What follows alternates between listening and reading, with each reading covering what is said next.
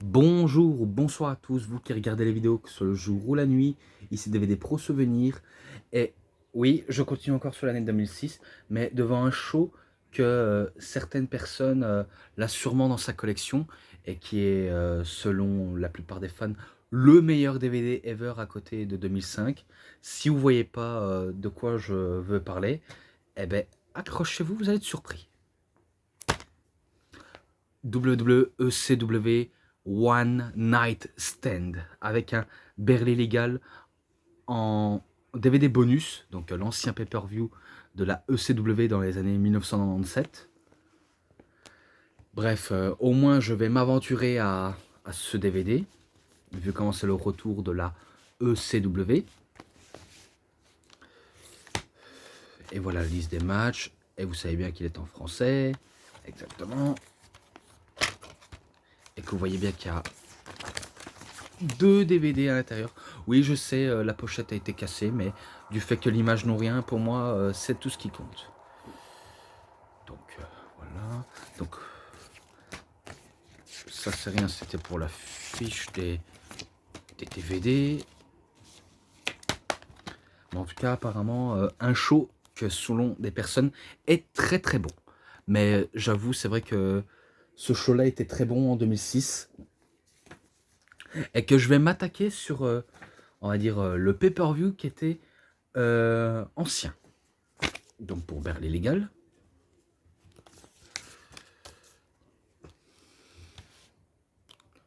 Alors, déclaration de Joey Styles, déclaration des Dudleys, Berlin Legals débute. Ensuite, déclaration de Joel Gertner, pardon. Et que les premiers matchs, même s'ils ne sont pas dans ce DVD, je vais vous citer directement Louis Piccoli contre Balls Mahoney. Donc dommage qu'il ne figure pas dans ce DVD. Ces 2 combattants. En même temps, c'est même pas le seul, il y en a 2 encore. Donc c'est victoire de Louis Piccoli. Ce match-là, vu comment on va dire, c'est pas, on va dire, le plus officiel, mais on va dire que ça mérite au moins un... Ah, je sais pas, qu'est-ce que je pourrais le donner, un 3,10 environ. Ouais, donc on va dire ça comme ça. Ensuite, Chris Jetty et Jetty Smith contre les Full Bloods Italians, donc FBI, Little Guido, Tommy Rich. Ah, Tommy Rich, je savais pas qui faisait partie. Non, à mon avis, c'est Tommy Mamalouk. Qui c'est? Ah, j'ai un petit doute. J'ai vraiment un tout petit doute. C'est. Comment dire, Charlie Chetty et Jetty Smith qui battent FBI. J'aurais préféré que ce soit une victoire des FBI malgré tout. Mais dommage. Ce match-là, 3,20. Voilà. Ensuite, ben, l'ouverture du show principal, justement. Les Eliminators contre les Dudley Boys. Et c'était pour le titre champion du monde par équipe de la ECW. Donc dans les Eliminators, il y avait Cronus et Perry Saturn. Donc John Cronus et Perry Saturn. Et les Dudley Boys, j'ai pas besoin de vous faire un dessin, vous savez bien qui sont. Et Bob Ray se faisait appeler avant Boubou Ray Dudley. Il s'est pris pour Majin Buu, quoi. Donc il s'est pris pour Boubou. Ah, je sais pas si c'est peut-être pris dans Dragon Ball Z en se faisant appeler Boubou Ray Dudley. Mais c'est étonnant qu'il avait changé de nom pour cette époque-là. Et je me rappelle bien avant le match commençait, eh ben, ils ont voulu attaquer les Eliminators et que les Eliminators, eh ben, ils ont fait leur Elimination, je crois. À l'époque, c'était Joey Styles qui créait abondamment Elimination. Et c'est exactement Joey Styles qui était en plein concept du catfight. Donc c'était lui bien avant Christophe Ajus et que Christophe Ajus a dû utiliser ça pour rendre hommage à Joey Styles. Et ben, le match était plutôt bon entre les Eliminators et les Dudleys. Et que il s'est passé vraiment tout et des prises à portée de main. Il n'y a pas à dire, ils nous hype quelque chose. Ils nous tentent des trucs. Et ils vont bien faire le spectacle en tout cas. Et le public était en feu, le public était chaud. Le public en voulait plus. Ça, j'ai ressenti comme énergie. Et honnêtement, ben, vous le saviez peut-être pas, mais c'est mon tout premier ECW en DVD il y a plus de 2 ans, je crois. Bien avant le December to Dismember, bien avant le Unreleased, et bien avant d'autres. Et ben là, j'ai été agréablement surpris. Donc c'est une victoire des Eliminators qui battaient Dudleys et qui sont devenus champions de la ECW. Donc ce match-là, 3,5, je mets un bon 3,5. Ensuite le clip sur le Sandman, donc on nous présente le Sandman, qui faisait son entrée avec une cigarette à la bouche, une bière à la main, un kendo. Voilà. Ensuite déclaration de Chris Candido, et que le match suivant, ben, ça impose Rob Van Dam contre Lance Storm. Donc justement, Rob Van Dam, il avait tourné sa veste au public de la ECW parce qu'il avait signé un gros contrat apparemment avec la WCW ou la WWE. Et du coup, ben, la foule se retourne contre lui. Et, c'est un match assez très très disputé. Et en connaissant Van Dam, vu comment il est plus habitué de se faire applaudir que se faire huer, donc on va dire il a fait un heel turn, forcément, et qu'il en profite de ce heel turn pour bénéficier de la reconnaissance et du succès qu'il a. Et que sur le ring face à Lance Storm, ça a été du bon. Même si il y avait un peu des choses faciles à retenir, comme par exemple des prises que Lance Storm utilisait, vu comment lui aussi sort de l'école des Hart dans les années 1990.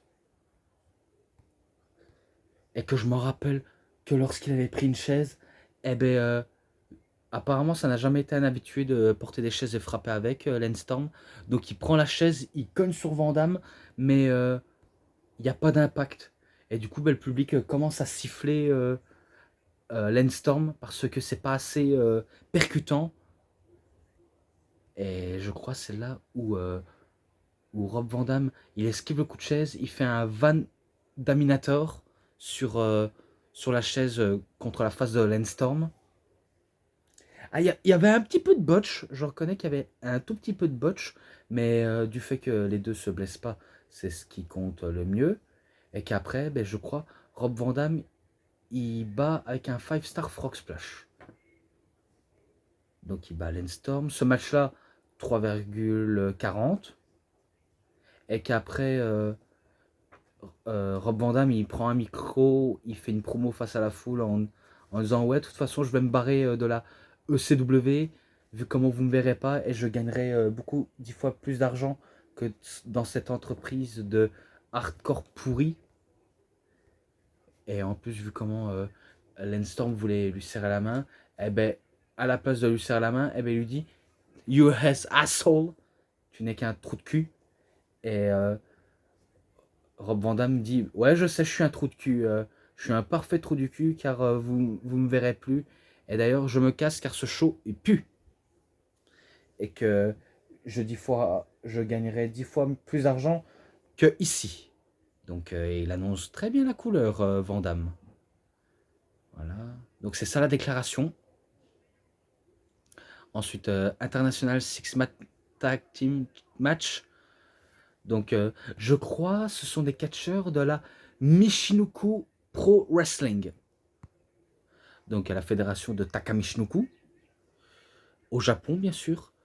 Donc The Great Sasuke avec Great Hamada et Masato Yakushinji.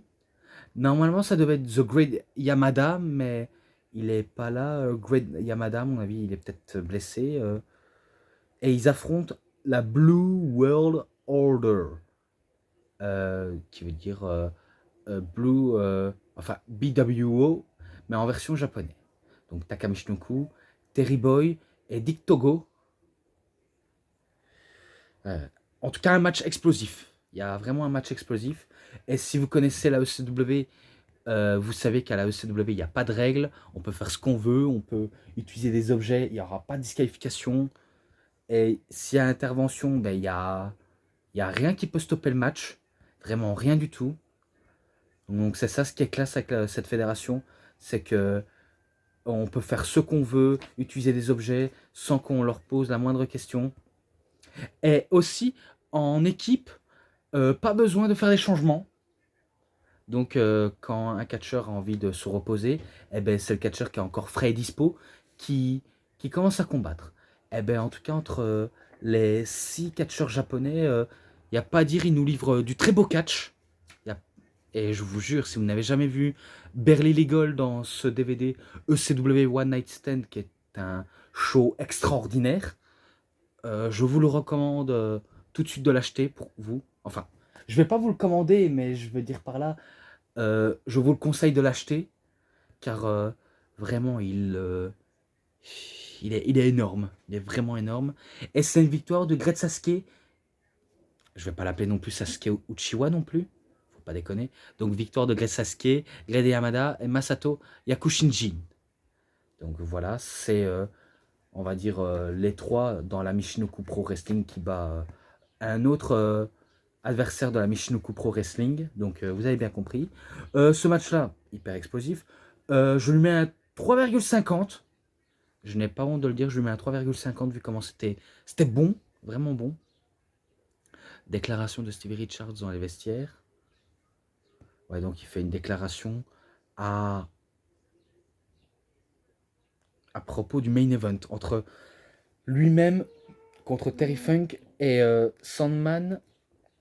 Et qui sait pour Raven s'il entend. Donc il dit certes il a peut-être pas la moindre chance de les battre, mais il essaiera tout de même.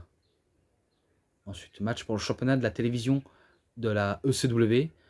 Shane Douglas, accompagné par Francine, contre Pitbull 2. Eh ouais. Donc, vu comment Shane Douglas est connu pour son insolence et, aussi pour se prouver à lui-même que c'est lui qui est le pionnier de la ECW, on va pas le jeter une pierre pour ça, mais c'est un petit peu vrai. Et que Pitbull 2, ben, il veut prouver qu'il est meilleur que Shane Douglas, et aussi meilleur que son coéquipier Pitbull 1 aussi. Donc c'est pour ça qu'il doit faire ses preuves en solo. Mais malgré tout, Shane Douglas il trouve quand même une solution.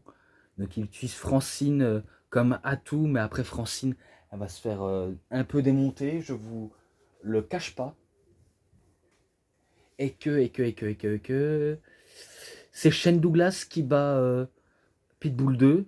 Et après, je me rappelle qu'il y a une promo d'un inconnu qui, commence à menacer Shane Douglas et Francine en disant si tu en rends pas le titre de la télévision vacant, je vais m'acharner sur cette femme. Alors du coup, on voit un mec masqué avec le peignoir, donc on ne peut s'empêcher de dire attends, c'est pas Ravishing Recruit? Et je vous jure, c'est exactement l'impression que je me suis dit. Donc cette personne qu'on croyait Recruit, eh ben, il commence à embrasser Francine jusqu'à ce que Francine tombe dans les vapes. Et après, ben, les gars de Shane Douglas, eh ben, ils attaquent le type masqué. Et après, un coup qu'ils ont enlevé le masque, eh ben, ils ont découvert que c'était Balls Mahoney. Et après, ben, il y a un type casqué, de casque de moto, qui enlève son casque de moto, qui allume Shane Douglas, qui allume la plupart des mecs. Et après, ben, il commence à célébrer avec Balls Mahoney. Donc c'était bien le Ravishing Recruit qui fait ses débuts, je crois. En tout cas, en regardant ça, ça se voit que c'est des débuts officiels. Donc vous avez compris, Ce match-là, 3,5 pour Shane Douglas et Pitbull. Ensuite, déclaration de Shane Douglas. Donc, il fait sa déclaration, comme j'ai dit. Euh, Surprise d'après match de Shane Douglas, déclaration de Raven. Donc, c'était ça ce que j'ai raconté pour Shane Douglas. Donc, la déclaration de Raven, ben, vu comment il adore parler de son passé tordu, de son enfance, comme s'il était dépressif, et que malgré tout, il sera à nouveau champion du monde de la ECW, qui le restera toujours, que ce soit à l'avenir, dans le futur, à jamais, il restera champion. Peu importe s'il perd, eh bien, il redeviendra champion.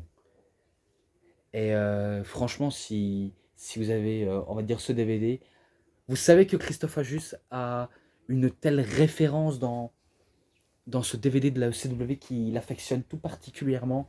Eh ben, ça se voit que c'est un gros connaisseur.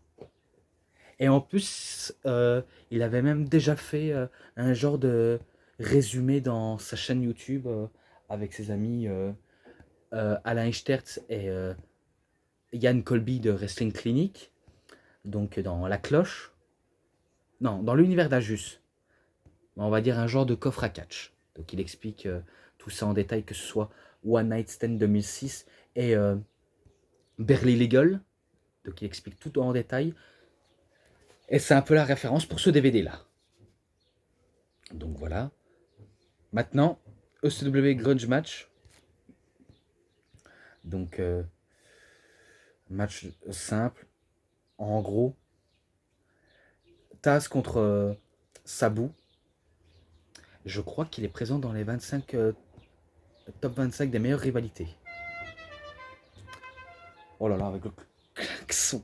Ils n'ont pas assez me faire chier à ce point-là. Je parle des types qui sont en bas de chez moi. Et que Taz, il est accompagné par Bill Alfonso, donc celui qui siffle toujours son sifflet, et qu'il en a énervé plus d'un avec son sifflet. Eh ben, sacré match intense entre Taz et Sabu. Beaucoup d'intensité dans ce match.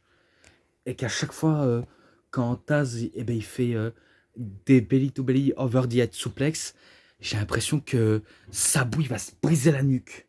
Vu comment Sabu c'est une vraie tête brûlée sur le ring.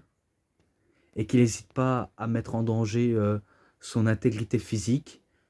Et vu comment on voit qu'il a des cicatrices partout, tous les marques, à l'image de Mick Foley, ben, il a tout subi, et apparemment ben, il a tout la moitié du corps à moitié détruit, et que vu comment on sait qu'il est, on va dire, il est suicidaire, il est meurtrier, il défie la mort, donc il est génocide, quoi. Il a tous les facettes d'un type dangereux. Et ben en face, eh ben, il a trouvé aussi un type encore plus dangereux, avec ses souplexes, vu comment il se fait appeler le seul et unique Human Suplex Machine, et que après, ben, la WWE, ça va être utilisé par Kurt Angle, vu comment lui aussi c'est une wrestling machine. Si je crois bien, Taz, il remporte ce match avec un kata hajime, donc un genre de slipper qu'il appelle ça, la Taz Mission. Donc il fait perdre la connaissance à Sabu, et du coup c'est Taz qui remporte ce match. Donc victoire de Taz, et après un coup qu'il a célébré sa victoire, ben, il se fait attaquer par Van Damme, et justement par Sabu qui n'a pas digéré sa défaite. Donc il commence à l'allumer, et après vu comment Rob Van Damme et Sabu, ils commencent à faire une déclaration, ouais c'est ça, une déclaration d'après-match, et qui commence à insulter le public en disant d'aller se faire voir, et que de toute façon Sabu et lui allaient faire carrière dans d'autres compagnies comme la WWE ou la WCW. Donc ça se finit là-dessus. Ensuite Joey Styles présente Tommy Dreamer avec Bula McGillicuddy dans la table des commentaires. Donc c'est bien, au moins il commente avec Joey Styles. three-way dance, donc match triple menace ou un match de 3 danses. Terry Funk contre Stevie Richards contre le Sandman. Ah là là. Et que Stevie Richards, il est accompagné par encore la plupart des membres de Blue World Order. Donc le Blue Mini, Hollywood Nova et Thomas Rodman et 7-11. Qu'est-ce que c'est comme blaze? En tout cas, j'en ai vraiment aucune idée. Et le concept de ce match, si l'un des 3 participants gagne, eh ben, ils affronteraient Raven en main event. Et là, je ne déconne pas, en main event. Et vu comment il s'est passé beaucoup de choses, surtout que Sandman, il commence à catcher bourré, vu comment il s'est fait... je crois qu'il s'est fait 3 bières d'un coup. Et qu'il était toujours accompagné avec sa cigarette, qui s'envoyait en l'air, qui se cassait la tête avec la canette en s'écrasant. Bref, il y a de quoi être bourré, donc il commence à faire n'importe quoi. Et en plus, sa tenue, je sais pas qu'est-ce qu'il avait comme dégaine, le Sandman, mais on a l'impression qu'il catch en pyjama. Vous voyez, avec le pantalon de pyjama, on va dire ça comme ça. Et ben, on a l'impression qu'il a mis un pantalon de pyjama pour catcher.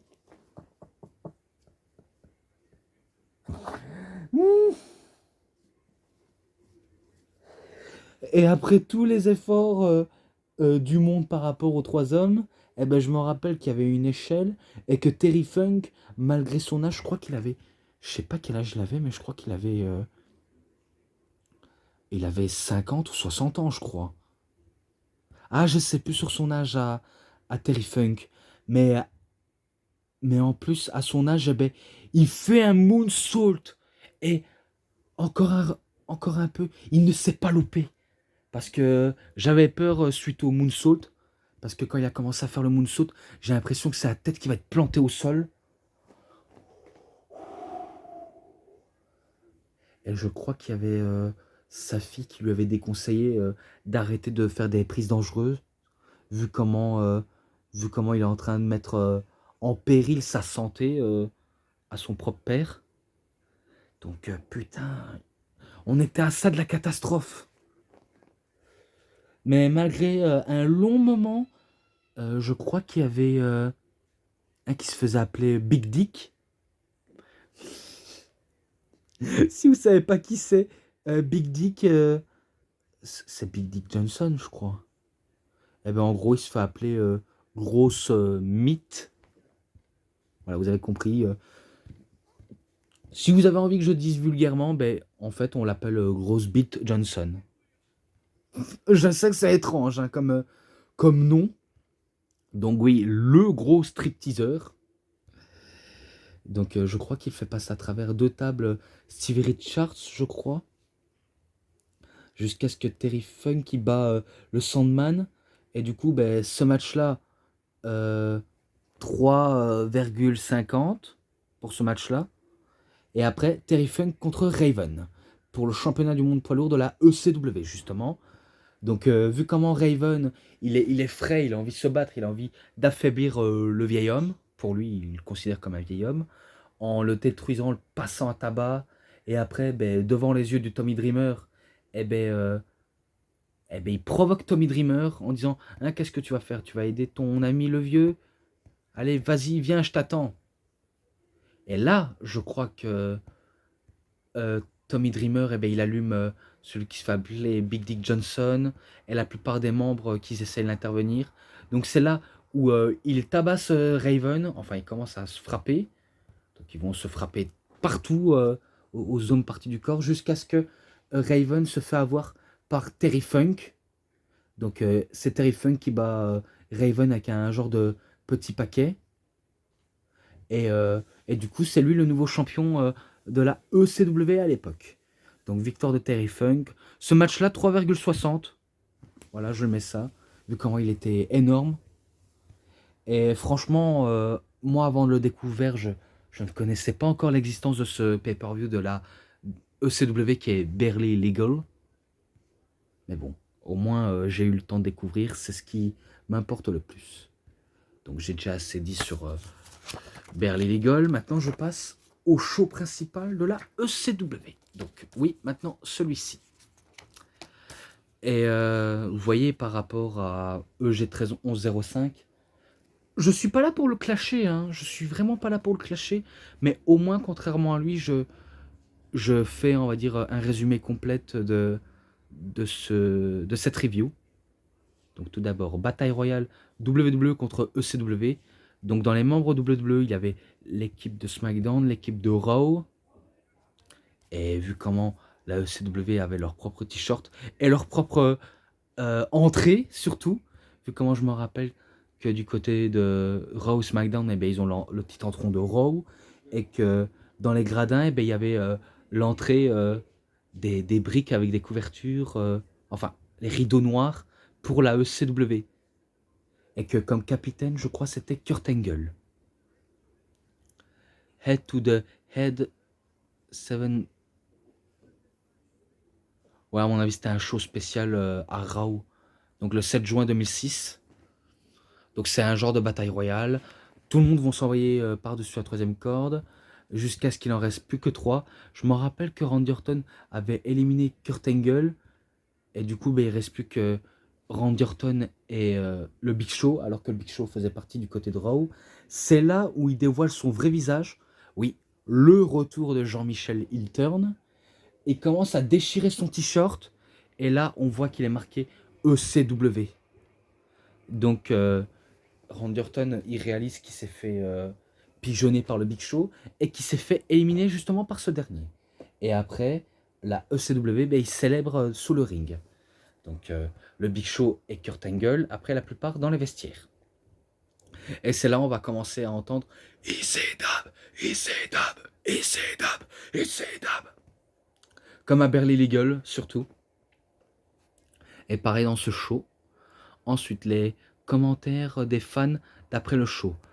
Alors les fans, ils étaient là en masse pour voir ce show, vu comment la ECW du côté de la WWE va passer sur Sci-Fi. Et nous qui croyons que la ECW sera, on va dire, plus généreux et plus caritatif, finalement, c'était des promesses en l'air, pardon, et pas en laisse. Et que le but pour la WWE, c'est certes apporter du hardcore, mais tout en encadrant les choses de manière plus différemment. Vous voyez, c'est grâce au documentaire The Rising Fall of ECW qu'ils ont pu faire le premier, on va dire, One Night Stand, plus le deuxième. Et en 2007 et 2008, c'est un One Night Stand Extreme Roots, mais pour Raw, ECW et SmackDown. Et qu'après, ça s'arrête en 2010. Donc les fans, ils avaient carrément kiffé, jusqu'à ce que le main event, ils expliquent. Donc il n'y a pas à dire, les fans... en plus, c'était à New York. Ouais, donc c'est au Hammerstein Ballroom, donc dans la salle de bal. Eh ben, en tout cas, ils étaient à fond. Les fans, ils étaient les plus chauds et les plus bruyants. Ensuite, début du premier show de la ECW sur Sci-Fi. Donc, c'est là où Rob Van Dam, il se fait doublement couronner par Paul Heyman. Donc, Paul Heyman, il accueille Rob Van Dam et il lui dit, vu comment la ECW n'a pas de ceinture, eh ben, on va créer une nouvelle ceinture. Au début, je croyais qu'ils allaient reconstruire le titre de la WWE à leur image. Finalement, non, parce que du côté de Raw, ils en ont besoin. Donc c'est là où Rob Van Dam est devenu doublement champion. Champion de la WWE, champion de la ECW. Il a tout, le gars. Et c'est là où il se fait interrompre par Edge en disant, tu sais, je te respecte. Je te respecte pour ce que tu as fait et pour ce que tu as accompli. Donc tu as mon plus grand respect. Et après, un coup qu'il croyait que ça serait terminé, et ben, il le fait un spear sur Rob Van Dam. Et après, ben, vu comment Edge et Utah, ben, ils partent, on va dire, dans le public. C'est là où John Cena arrive, il commence à donner une danse à Edge et à tabasser, et aussi donner une droite à Paul Heyman au passage. Donc il n'y a pas à dire, il veut sa vengeance face à Edge et aussi récupérer le titre que pour lui il a été volé. Donc voilà. Bon, tout d'abord, le début du show. Et c'était, attendez, le 11 du 6 2006. Voilà. Au moins, j'oublie pas la date. Donc, Paul Heyman s'adresse à la foule. Donc, il leur souhaite, on va dire, la bienvenue. Et que vous allez voir, au début du show, dans le balcon du Hammerstein Ballroom, eh ben, on voyait la pancarte qui était marquée What Cena wins, you're the Wyatt. Donc je ne sais pas si la façon de prononcer en anglais s'annonce clairement, ou alors la façon que je le dise, mais il est marqué si Cena gagne, on fait une émeute. Donc en gros, les fans ne seront pas contents et ils vont défoncer Cena et défoncer la WWE tout entière. Et que Paul Heyman, je crois que il commence à hyper le show comme lui il sait bien faire, en faisant chauffer la salle et aussi de passer une très bonne soirée, car à eux deux, entre Paul Heyman et la foule, ben, c'est la ECW qui est en force et qu'on n'oublie pas les 3 lettres ECW. Donc c'est là où le show débute. Et là, le show commence fort entre Jerry Lawler qui fait son entrée. Il commence à se faire siffler de la foule et que la foule commence à l'insulter en faisant des doigts d'honneur et aussi en disant, je me rappelle, en disant you suck your dick, l'air de dire tu suces des bonbons ou tu suces des sucettes, ou alors plus cochonnerie, tu suces des saucisses. Donc c'est là où il va près de Joey Styles et qui lui fout une claque, une grosse claque au passage à Joey Styles et qui commence à défier Taz. Donc c'est là où Taz, ben, il fait son entrée, il est acclamé comme un dieu à la ECW, vu comment les membres de la ECW originale, ce sont des purs dieux.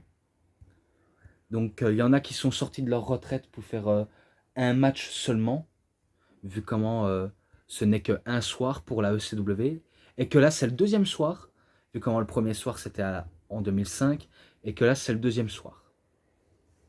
Je ne l'ai pas en 2005, mais je suis hâte de le découvrir celui-là aussi. Et pareil pour les 3 DVD spéciales de la ECW, notamment le Rise and Fall of ECW, le Extreme Rules et The Bloodsport de ECW. Elle est Unrealist, pourquoi pas. Donc c'est là où le match débute. Il y a Taz, il y a Taz qui n'a pas bougé et que Joey Styles, ben, il essaye de endormir Jerry Lawler, mais Jerry Lawler, il le fait installer et plaquer au sol. Et du coup, ben, il attaque Joey Styles. Et c'est là où Taz, il fait son kata hajime, donc sa Taz mission, et il bat Jerry Lawler. Très facilement, très rapidement, et ben, ça a été efficace pour Taz. Donc c'est victoire de Taz. Et ce match-là, c'est que le début, donc je mets un 3,10. C'était très court. Mais après, c'est loin d'être le plus nul. C'est juste que c'est très court. Voilà. Ensuite, Kurt Angle contre Randy Orton.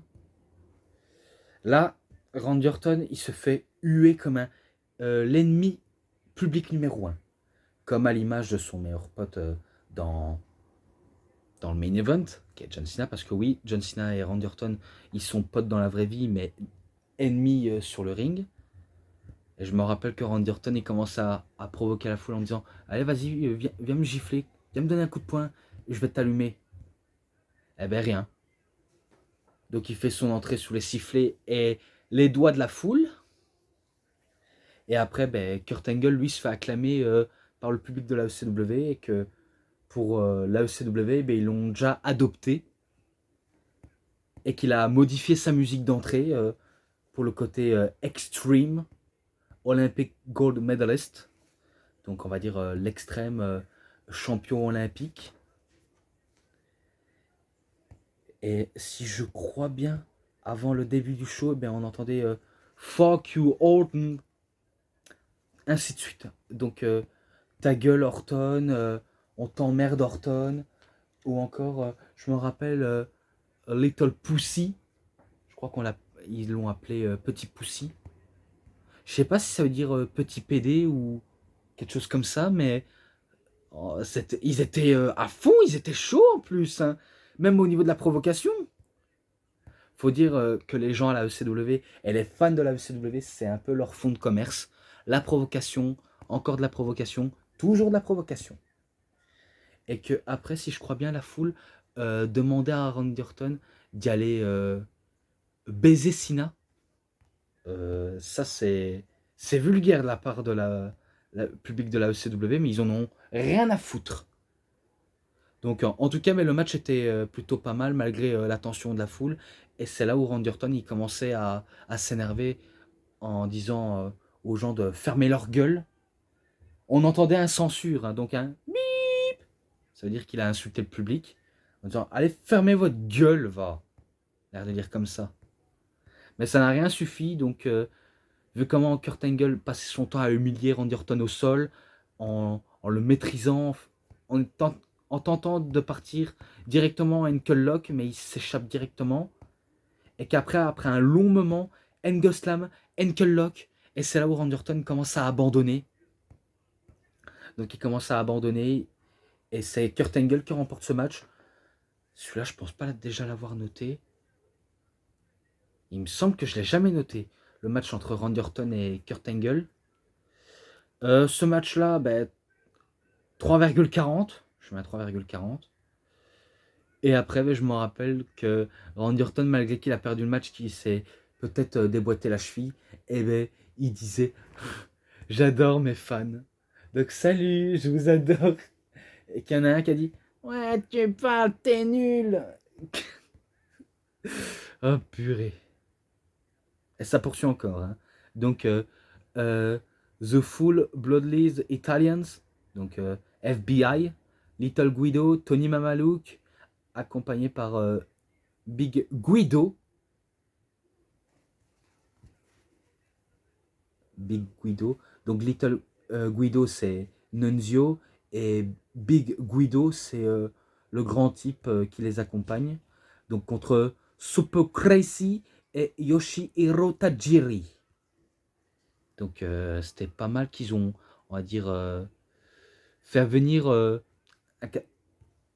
catcheur japonais qui est Tajiri, même s'il catchait déjà pour la WWE, mais on peut s'étonner que la ECW l'a déjà adopté comme Super Crazy, vu comment il est adopté pour son côté fou furieux quand il utilise des objets ou la hauteur. Et bien ils vont réussir à éblouir la foule. Hein. Et que la foule est toujours aussi chaud. Hein. Je comprends pas pourquoi Dave Metzler n'a pas mis les 5 étoiles. Bon, à mon avis, il était déjà à côté de la plaque où il était déjà assez blasé.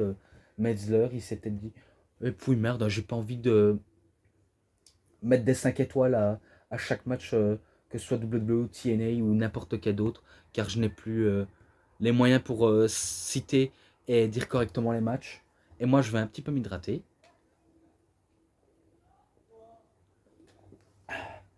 Voilà.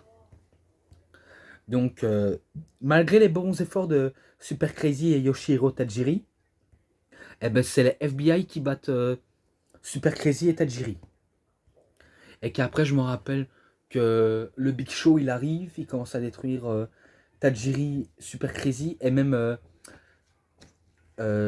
Nunzio et Tony Mamaluke, et même Big Guido avec un coup de pied dans les parties, et qui fait son brise-rein. Donc il brise la colonne vertébrale tout en le faisant valdinguer de l'autre côté du ring. Donc ça se termine seulement là-dessus. Et ce match-là, 3,5. Voilà. Ensuite, l'autre, il va un peu avoir le même niveau que Engel Orton. Donc, Non, non. Match pour le championnat du monde poids lourd. Rey Mysterio contre Sabu. Et que Rey Mysterio, il était habillé en tenue ECW, vu comment lui aussi faisait partie de la ECW, même si il y avait un petit peu de sifflet pour Rey Mysterio, mais autrement, il y en a qui l'adorent toujours, Rey Mysterio, donc ça se voit que le public de la ECW ne le crache pas ou ne le pisse pas dessus, même si il est sifflé par rapport que c'est produit pur WWE, et que le public prend peut-être ça pour du léchage de fesses. Et que Sabu, ben, lui, il est toujours acclamé par le public de la ECW, qu'il est accueilli comme un dieu, vu comment on connaît son parcours dans le ring. Il y en a qui ne le savent pas. Moi, je ne connais pas la plupart de tous ces matchs, même si je sais qu'il a catché au Japon, notamment à la FMW, un peu à l'image de Mike Awesome, Rob Van Dam et d'autres catcheurs avec lui. Et que je me rappelle que Christophe Ajus disait que à l'époque, dans les années 90, la plupart des gens rêveraient de voir Rey Mysterio contre Sabu par magazine, peut-être Pro Wrestling Illustrated, ouais, enfin PW Insider peut-être. Et que le début, je me rappelle que Sabu et Rey Mysterio, ils vont se battre tous les deux à coups de chaise, donc ils vont se taper chaise contre chaise. Et après, ben, là, ça va enchaîner très très vite. Déjà que Sabu, il se blesse déjà au début du show, donc il envoie Rey Mysterio à l'extérieur alors qu'il avait préparé une table. Et c'est là, je crois, où il se brise le poignet.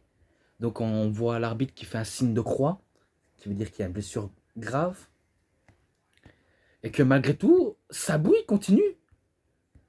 Il continue, il commence à tenter des manœuvres assez suicidaires. Et qui utilise même la chaise comme un Arabian Facebusters. Donc vous voyez, il a la chaise au niveau de son mollet, de ses deux mollets, et commence à écraser Rey Mysterio avec. Et aussi, son triple jump moonsault.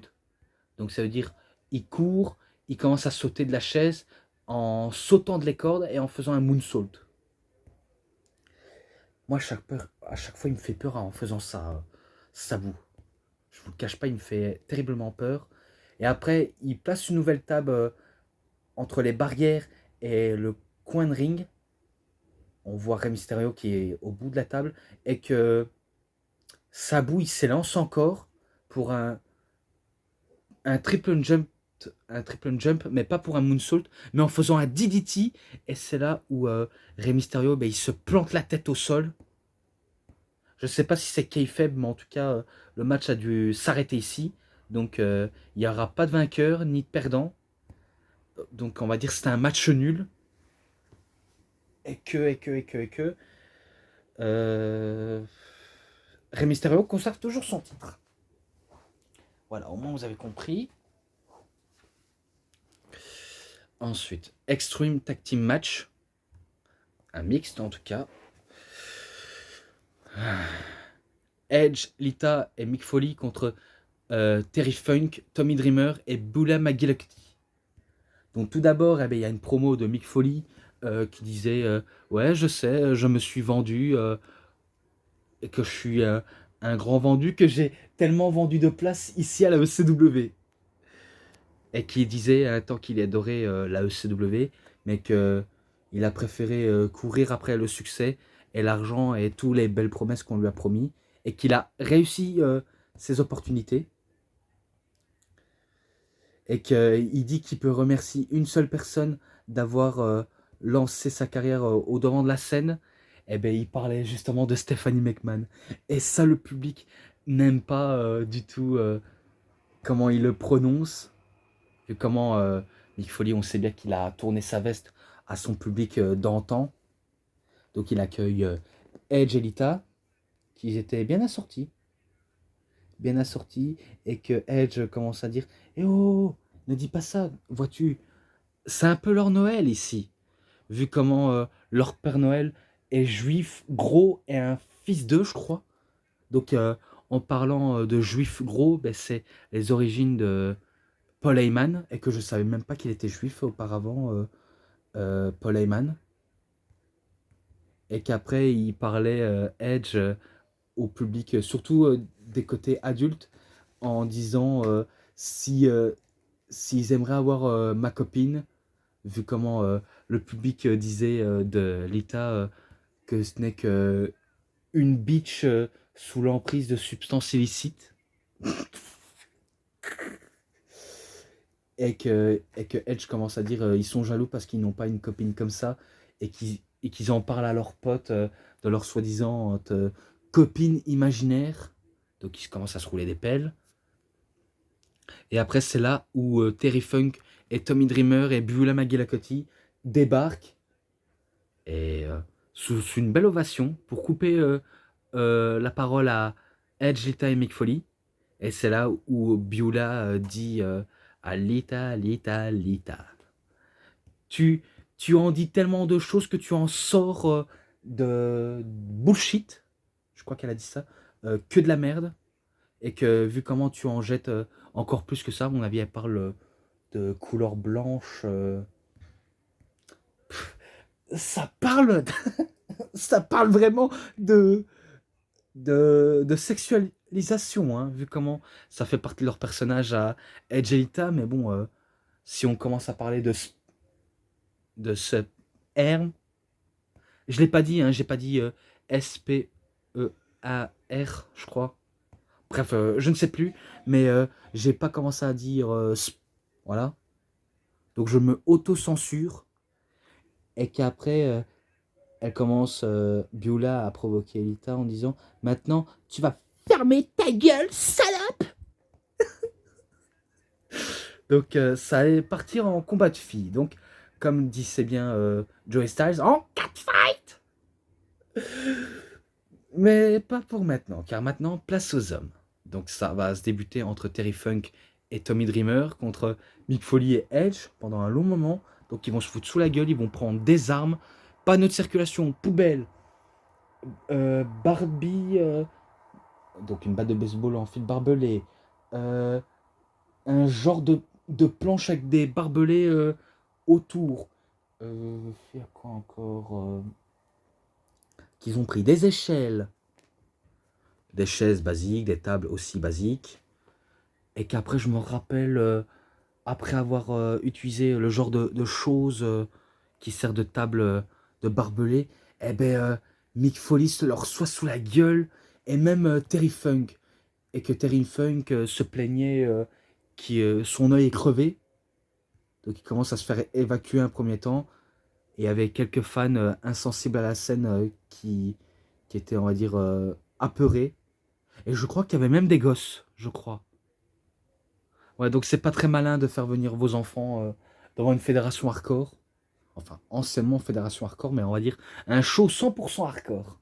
Donc ça, c'est la pire idée au monde. Et qu'après, un coup qu'ils sont occupés de Terry Funk, eh ben, ils s'occupent de Tommy Dreamer. Et du coup, ben, Tommy Dreamer, ben, il est face à deux loupards, plus une louparde. Et après, si je crois bien, c'est là où Edge commence à développer un caractère de voyou, un genre de caractère d'agresseur sexuel.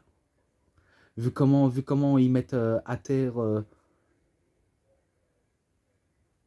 Beulah, alors que c'est euh, Mick Foley qui avait sa chaussette, donc le Sococlo, j'ai presque envie de dire chaussettes qui puent, dans la bouche de Beulah McGillicuddy. Donc suite à ça, eh ben, Edge va en profiter, et après il lui prend par les cheveux au niveau de son entrejambe.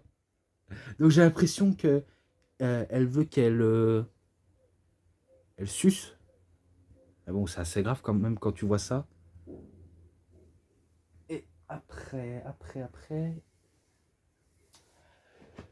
je crois qu'il commence à faire la prise du maquis, Edge, et assez bizarrement, on a l'impression qu'il a envie de lui faire le derrière. On dirait qu'il a envie de lui faire le cul sous une Lita qui regarde la scène, comme si ça le gênait pas. À mon avis, Edge souhaite avoir euh, 2 maîtresses dans son lit. Et c'est là où Terry Funk il arrive avec un bandage de ouf sous son œil et sous sa tête, accompagné d'un madrier barbelé. Donc il commence à aller à la rescousse de Beulah McGillicuddy qui a dû assez souffert, surtout pour ces parties où il a pu rentrer, Edge, même si on sait bien qu'il n'a pas réellement baisé sous le ring. Et qu'il commence à agresser Mick Foley, à agresser Edge avec le barbelé. Et surtout, il va déchirer les vêtements de Mick Foley avec le barbelé jusqu'à ce que Beulah McGillicuddy met en feu le madrier. Et du coup, ben, Mick Foley est en feu. Et même quand il s'écrase à travers les planches avec des barbelés, ben, il commence à brûler. Et après, ben, Edge, ben, il se débarrasse de Terry Funk. Et là, ça se joue entre Tommy Dreamer et Edge. Et qu'il a voulu le pendre avec du barbelé. Et après, lui et Beulah McGillicuddy, ben, ils célèbrent, même si c'est pas encore la victoire. Et ben, Edge utilise le barbelé dans les yeux de Tommy Dreamer. Et c'est là où il commence à faire un spear sur Beulah McGillicuddy. Alors il lui prend les jambes et il était en position, donc il simule l'acte sexuel, comme si, comme j'ai dit, il était en train de la baiser. Donc l'arbitre demande qu'est-ce que tu fais et il dit compte. Alors ça fait 1, 2, 3 en se faisant aller dessus. Et c'est là où j'ai entendu, c'est même dans ce show que j'ai même entendu dire Christophe Ajus en disant mais quel salaud. Donc, ça m'a étonné. Ça m'a vraiment étonné quand il a dit ça. Et c'est rare d'entendre Christophe Ajus de dire ce genre de terme. Par exemple, s'il a envie de dire mais quel son of a bitch. Bref, ça aurait été plus, on va dire, convaincant, même s'il y en a qui comprennent parfaitement l'anglais et d'autres pas. Donc c'est victoire de Edge, Mick Foley et Lita. Ce match-là en description, vu comment je l'avais déjà noté dans le coffret de Edge and Decade of Decadence. Voilà. Ensuite, Balls Mahoney contre Masato Tanaka. Match aux règles extrêmes, bien sûr, c'est le thème de ce show. Et ben, Balls Mahoney testicule et que les gens commençaient à scander Balls, balls, balls, balls. Donc en gros, les gens commencent à scander couilles, couilles, couilles. Donc oui, c'est la danse des couilles avec Balls Mahoney. Donc je me rappelle, ben, ça a été très court ce match-là, vraiment très court, jusqu'à ce que il lui balance de la bière sur Masato Tanaka, mais après Masato Tanaka commence à se défendre, et que c'est là où Balls Mahoney prend une chaise, et vu comment Masato Tanaka il est connu pour ses chaises dans le crâne, à absorber le choc comme si comme si c'était son heure est venue de reposer en paix, même si c'est pas forcément le cas. Eh ben, il se prend un énorme coup de chaise dans la gueule et dans le crâne. Et du coup, ben, c'est Balls Mahoney qui bat Masato Tanaka. Et ce match-là, 3,5. Voilà, 3,5. Ensuite, clip retraçant la rivalité entre John Cena et RVD. Donc, ouais, je me rappelle que d'abord, ben, John Cena, il est en train de vivre ses derniers instants, même s'il le sait ou pas. Vu comment il a le choix sur ses épaules, il a la WWE aussi sous ses épaules. Donc, il était en train de s'échauffer, être en train de penser. Et de l'autre côté, Rob Van Dam, il était en train de s'échauffer pour vu comment il est dans le main event. Donc, il fait ça tout pour. Et après, ben, il monte le clip. Et c'est là où leur rivalité est venue à son apogée entre RVD et Cena. Après, Eugène s'adresse à la foule de la ECW. Donc Eugène, vu comment il est tout content, malgré son petit handicap, il est tout content. Eh ben il commence à dire je suis un fan hardcore de la ECW. Et qu'après, je crois qu'il dit qu'il adore comme catcheur préféré Terry Funk, qui veut faire un câlin à. Allez, qui encore il veut faire un câlin à Rob Van Dam, je crois, et qu'il a même le serviette de Taz, et qui veut faire un pique-nique avec Balls Mahoney. Et qu'après, il dit que son oncle Eric Bischoff dit que j'étais plus intelligent que les gens et les mecs à la ECW. Et après, il dit, vu comment la foule commençait à l'insulter en disant tire-toi de là, c'est pas ton moment, laisse place au main event. Et bien il dit mais je vous aime. Et après il dit je t'aime toi, je t'aime toi, et je t'aime toi. Donc il aime tout le monde. Après la foule commence à popper. Donc on se demande qu'est-ce qui se passe. Et bien là, on voit la caméra est fixée sur le Sandman. Oh, qu'il était remonté avec une clope au bec. Et vu comment il va faire son entrée, c'est vraiment une entrée de rockstar. Même si, encore une fois, c'est pas le theme song original de Sandman, mais bon. Donc il commence à s'ouvrir une bière, à boire, à picoler, à cracher même de la bière sous le public. Et vu comment le public adore ça, et après en rentrant sous le ring, eh ben, t'as Eugène qui ne comprend pas la situation et qui est quand même content de voir le Sandman en disant Hey Sandman! Et qu'après il se prend un coup de kendo dans la figure et qui le supplie même le Sandman de ne pas le frapper et que le Sandman faisait un plaisir en disant supplie-moi, supplie-moi. Et je sais pas si elle dit You're my bitch, tu es ma petite hutte. J'ai pas dit PU, j'ai pas dit PUTE quand j'ai commencé ma phrase, mais j'ai dit hutte. Et après, il y a un mec du public qui lui a donné un autre kendo, donc il se fait fouetter à double kendo. Et après, ben, un coup qu'il a chassé, ouais, Eugène, et ben, il commence à célébrer avec une nouvelle bouteille de bière, enfin, canette de bière, et après encore de la bière, et il retourne en vestiaire car il a fini son boulot. Maintenant, place au main event. Pour le championnat de la WWE, Rob Van Dam contre John Cena. Rob Van Dam accueilli comme un dieu. Et vous saviez le match. Hein, si Cena gagne, les mecs de la ECW créent une émeute. Donc ils sont sérieux. Et donc, comme j'ai dit, Van Damme accueilli comme un dieu. Et Cena accueilli comme l'ennemi public numéro 1. Donc il se fait siffler, il se fait, on va dire, rabaisser, il se fait prendre même des doigts d'honneur. Et des menaces, c'est pas des menaces de mort, mais on va dire des menaces de dire on t'emmerde, t'es pas le bienvenu. Bienvenue à la ECW, c'est comme ça comme on accueille les mecs qui arrivent dans cette fédération, s'ils n'ont pas le côté extrême. Alors, on va dire pour la ECW, oui justement, John Cena est considéré comme un méchant. Vous allez peut-être comprendre de quoi je vais en venir. Tandis qu'à la WWE, c'est le face ultime. Le public l'adore, les femmes, les enfants l'adorent, un peu comme moi je l'adore, même quand il catch à la ECW. Enfin qu'une fois, mais voilà quoi.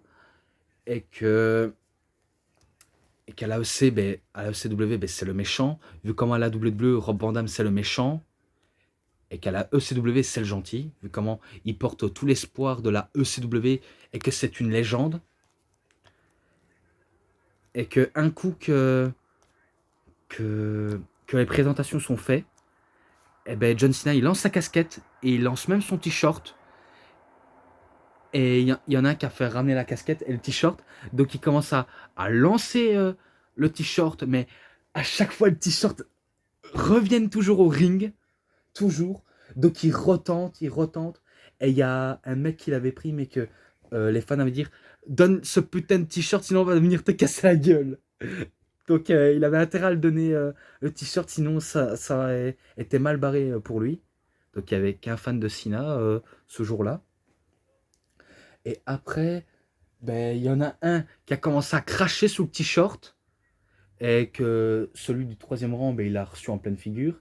Et c'est là où le staff de la sécurité, eh ben, il a pris le t-shirt, il a commencé à s'essuyer les fesses dessus. Donc comme quoi la ECW, John Cena, il n'est pas le bienvenu. Et si à chaque fois le t-shirt revienne jusqu'au ring, c'est que les fans de la ECW n'en veulent pas. Ils n'en veulent pas, on va dire, de cette merde. Je le dis ce qu'ils disent, hein, je ne suis pas d'accord avec la plupart des fans de la ECW et la plupart des catcheurs. Et bien c'est là tout le long on entendait Fuck you Cena, fuck you Cena, Rob Van Dam, fuck you Cena. Donc on entendait des fuck you Cena, des chants terribles, hein. Ça doit être difficile de se concentrer dans des moments comme ça. Heureusement qu'il y a Randy Orton et John Cena qui savent un petit peu supporter l'environnement de cette salle hostile. Surtout John Cena qui est un vrai boy scout. Donc j'admire son courage. Et que c'est là, vu comment il sortait des prises basiques de son arsenal de prises, eh ben, les gens commencent à chanter You can wrestle. Donc tu sais pas catcher. Eh ben, en tout cas, les gens, ils ne plaisantent pas en tout cas ce sujet. Donc tu sais pas catcher, ça va enchaîner tout le long. You can wrestle. Ou encore Dane One Shit. Toujours la même MERDE. Toujours la même merde, si vous préférez. Et qu'après, ben, il se fait encore pris des doigts d'honneur. Et un coup qu'il a envoyé Rob Van Dam dans, allez, à l'extérieur des barrières où est-ce qu'il y a le public, eh ben, il a eu les boules d'aller chercher Van Dam et de frapper devant le public de la ECW. Enfin, il frappe Rob Van Dam devant son public. Et c'est là où Rob Van Dam, ben, il donne un coup, il fait son, on va dire, sa descente de la cuisse alors que John Cena était à califourchon sur les barrières. Donc il se prend un sacré coup. Excusez-moi si vous entendez du bruit.